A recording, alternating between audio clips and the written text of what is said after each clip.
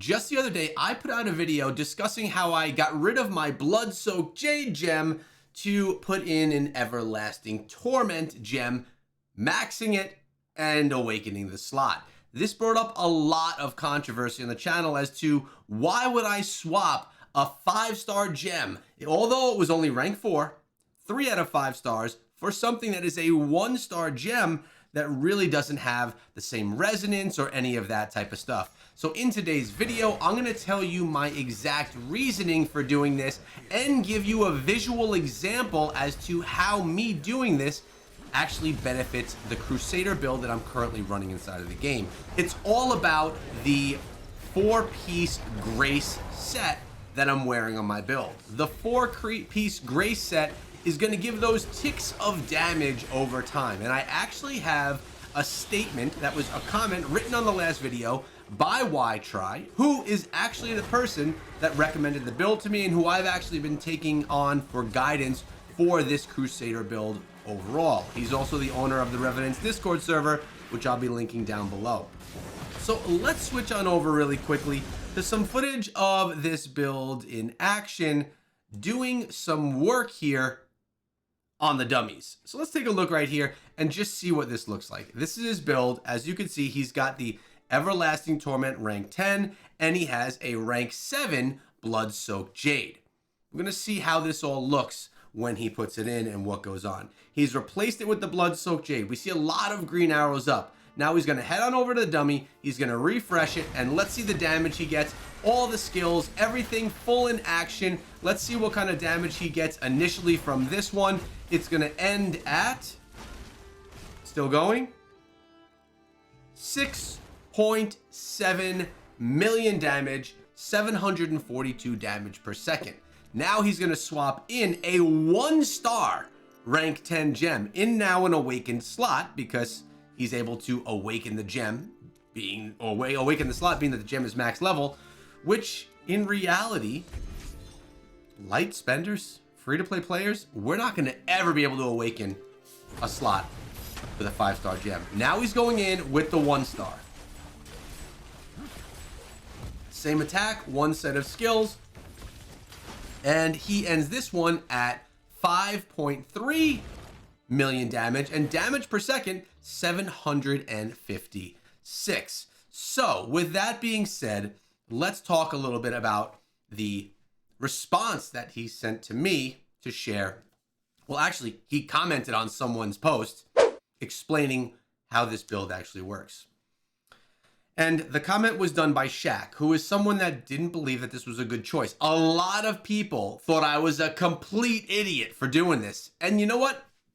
I'm not. Reason being, if I do this and the build sucks, I still have the gem. I could just put the gem power back into it and it's good to go. There's no definitive ending to this. My Blood-Soaked Jade is just dim and now in my satchel, where it could just be back literally in 2 minutes if I want it to be. So it's actually fun to play with things like this. But to his response, keep in mind, this is for a PvE Satyr build.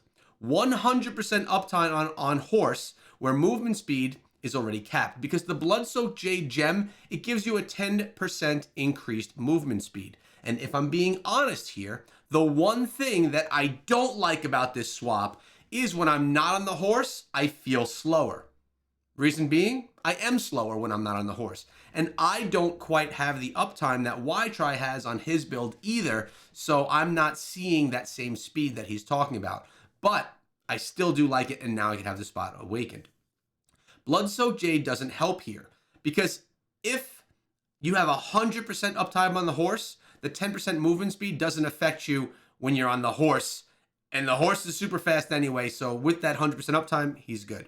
Any other build or class, I'd agree that the movement speed alone makes Blood-Soaked Jade the better option. All right, but he's talking about it being different here with the Crusader. As far as the damage multiplier versus awakened slots, only boosting Condemn, he also uses a 4-piece Grace set. He's talking about me. I use a 4-piece Grace of the Flagellant. Torment's damage over time alone can proc the 4-piece Grace bonus attack on a target if it stays alive that long. It's unquestionably a better gem for mob clearing in this scenario. Keep on running and let the damage over time and grace kill everything.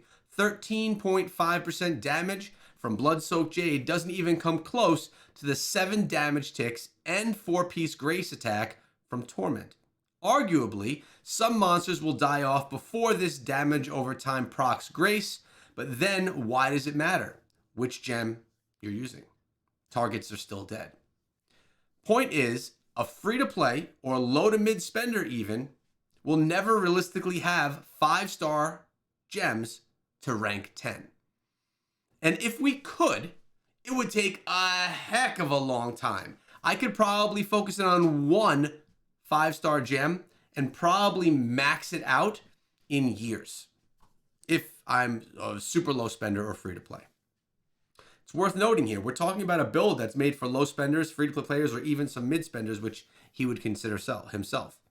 1 and 2-star gems, however, are definitely plausible, offering awakening bonuses and even the resonance bonuses with those gems, such as increased primary attack damage, skill damage, and damage per party member. Furthermore, he goes on to add a little bit more to this as well, which is a really great point we're about to share. 1 and 2 stars at max rank allow for more optimization at your resonance level.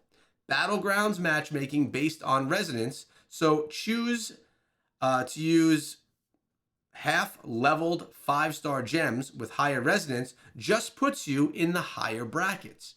Keep in mind, if you have the higher resonance, you're going against higher resonance players, and if you don't have those slots awakened as well, you're not getting those buffs.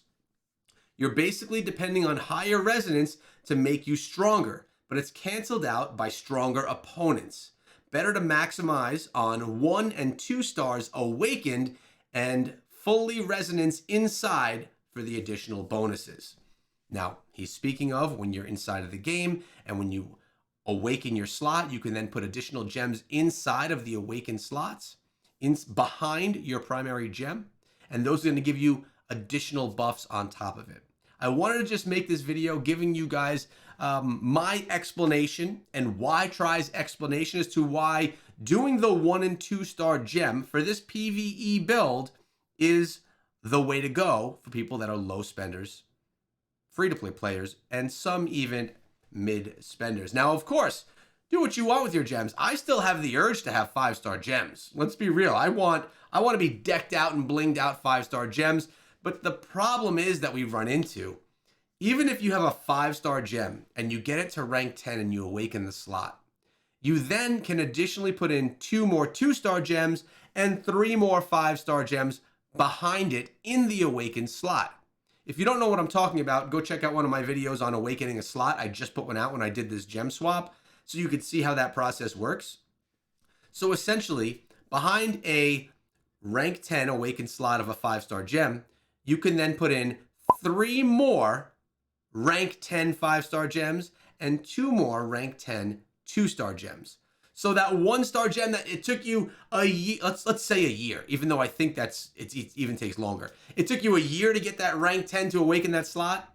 Then you have 3 more rank 10s that you could put behind it to actually get the full bonus of that awakened slot, which is, if it takes a year to do it for free, 3 additional years to get that 1 slot fully awakened with all of the gems inside of it that need to be, max level to get the full potential of the slot. When you think of it like that, I think you may enjoy 1 and 2-star gems a little bit more. And to be honest with you, I do miss the speed of my Blood-Soaked Jade, but I like the ability for me to get the full capacity out of the awakened slots. And I think it's a lot more fun in that way for free-to-play players, mid-spenders, and low spenders. But you have your own opinions. I'll be looking down below